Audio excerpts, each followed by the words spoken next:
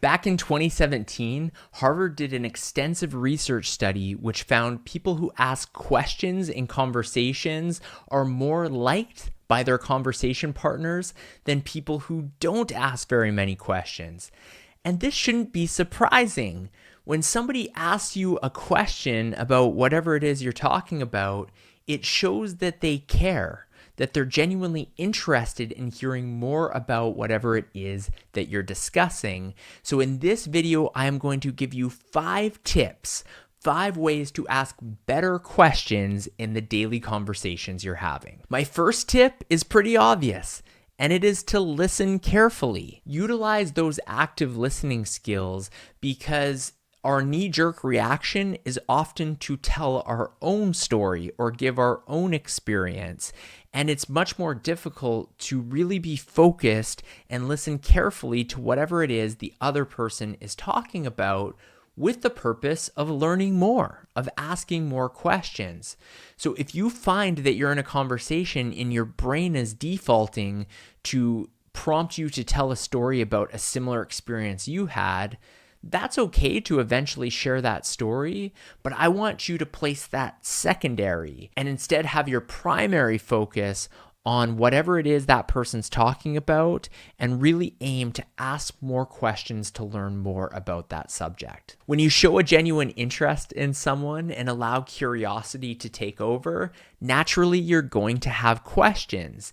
And my next tip to ask better questions is to specifically ask what and how questions. If we only ask our conversation partner questions that result in them saying yes or no, often it can bring that conversation to a screeching halt unless we're quickly asking more follow-up questions. But if we replace those with what and how questions, it forces that person to give us an answer that is a little bit more in depth. As an example, if we're chatting with somebody and they tell us that they went to university a couple years ago, instead of asking, did you enjoy university? Which will likely result in a yeah or no. Instead, we can say, what was the best thing about the university you attended? Or how has your education from that university helped you in your current job today? By asking these what and how questions, it forces our conversation partner to give us answers that are a little bit more in depth, and it will give us information for the follow-up questions, which is my third tip, and that is to ask follow-up questions in conversations. I think the biggest key with asking follow-up questions is to really hone in on a genuine curiosity in what that person is talking about. Because if you're simply asking questions for the purpose of asking questions, it's not going to feel authentic. Whereas if you can really, no matter what it is that that person is mentioning, focus and seek to learn more about the information they're telling you and to learn and see it as a chance to educate yourself, that person's going to enjoy telling you about it, but also you are going to enjoy the conversation more because it's going to naturally make you more engaged in it. So as you're talking with the person and you ask questions, in your mind, you can also be thinking follow-up questions, which will continue them responding and teaching you more about that information. I want to pause here because I actually recently received a comment on social media of somebody saying, Wade, I hate people who only ask questions in conversations. It's lazy. And I sort of disagree with the lazy take. I actually think it's lazier to never ask any questions. But I do understand what this person is saying, and it goes back to, I think that we should treat conversations like a tennis match. The ball needs to go both ways, and if the person is asking you questions, of course, you shouldn't then just turn back another question to them. These conversations have a flow, and you should also be able to tell your stories and engage. But from my experience, the ability to ask questions and show that genuine curiosity is such a rare trait. And like the Harvard research suggests, people enjoy these conversations more.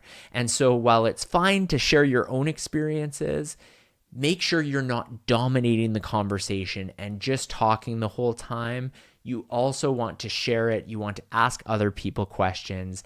and that should result in a more enjoyable conversation. My next tip is to focus on what the person you're speaking with is interested in.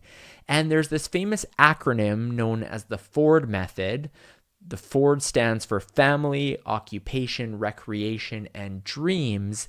And the idea is that this is sort of a template for conversations, 4 different categories that will likely have an impact on that person and that will be interesting subject matter for them to talk about. And it's fine to use that as a template. I personally don't find that it's necessary, as if I'm genuinely interested in what the person's talking about, it doesn't matter where the conversation goes. There's going to be a lot of areas to discuss and more questions to ask them.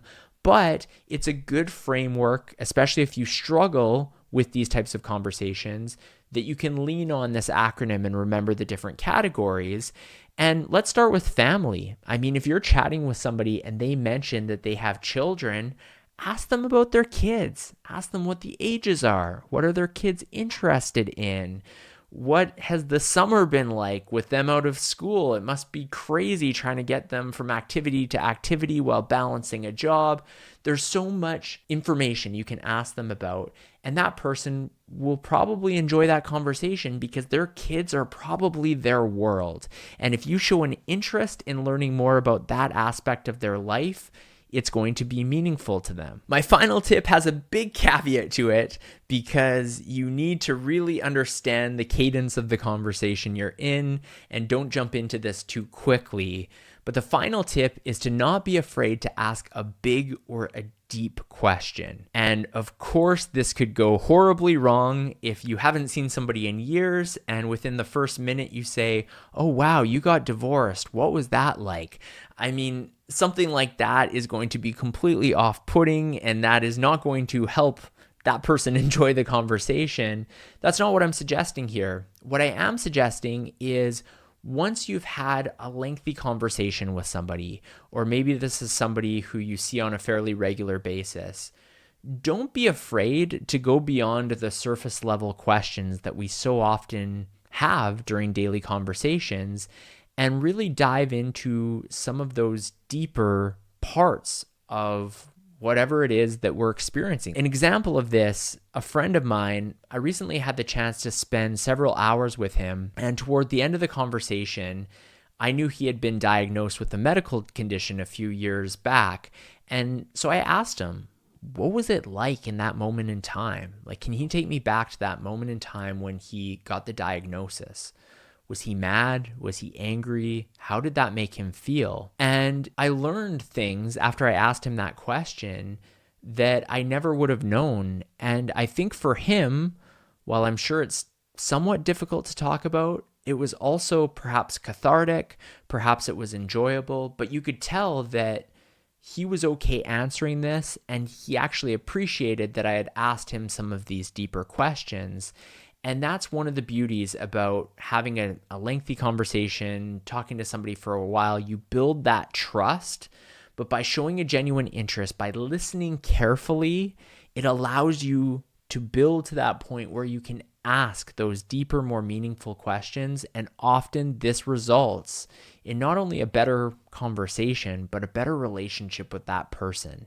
So that's the final tip on asking better questions, is don't be afraid of asking those deeper questions when the time is right. I'm a true believer that those people who show a genuine curiosity in conversations and ask the person they're talking with questions about their life are often regarded as very nice people, very great conversationalists. And I'm a big believer that if you focus on asking questions and just focus on really being a good listener, it's going to enrich your life, and it's going to enrich the conversations of people who are speaking with you. So I hope these tips on asking better questions have been helpful. Let me know if you have any thoughts. Have you had that experience as well, where somebody you talk to on a regular basis is just a really enjoyable person to talk to? Are they somebody who asks you a lot of questions? Let me know in the comments. If you haven't already subscribed to my channel, consider subscribing because I talk about all sorts of things that are related to impactful communication. It is what I am truly passionate about, whether that's public speaking, whether that's one-on-one conversation like we discussed on this video. But regardless, thank you so much for taking the time to watch this. I'll catch you on the next one.